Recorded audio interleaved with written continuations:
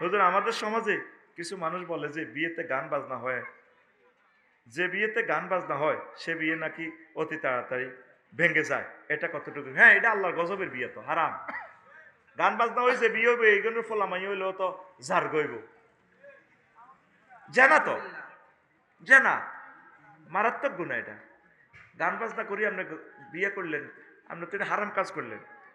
হুজুর আজ রাত 2 ভাই আমি প্রবাসে থাকি হুজুর, আমার বড় ভাই মারা গেছে, এখন আমি আমার ভাবিকে বিয়ে করতে চাচ্ছি, কিন্তু আমার মা বাবা তাতে রাজি নেই, এখন আমার করণীয় কি? মহিলার দোষ কোন? তো মহিলাই, তোর মা কইব কি বুঝতি, যাই যা কবে হেতে আর একলারে খাইছে, তোরাও খাইব, তুই এ ভাবিরে এই শর্তে বিয়ে করবি?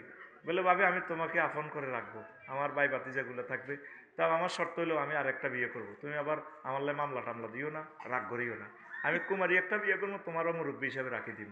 চাষা ভাবি রাজি হয়নি, ওই তো না। ওরে মা গো মা, হিংসুক কমিটির উড়া মহাসচিব না আফা গ্রুপের লোকেরা, ঠিক কিনা?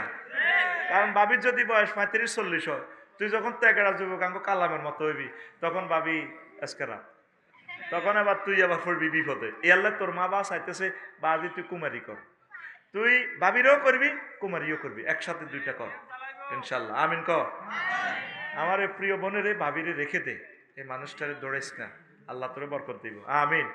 তবে আবেগে হরিচ্ছা, বয়সের সাথে মিউচুয়াল কর, প্রয়োজনে ভাবির এটা বুঝা ফেলে, ভাবি আপনি রাজি নি হরে কিন্তু কাবজা করতে ইতেন না, এখনো না ভাবি, পরে তো তুমি আমার আপন, তখন কই ফেঙ্কু এদিকে আসো, তখন তো তোর মালিকানা চলে যাবে ইনশাল্লাহ, আমিন করে।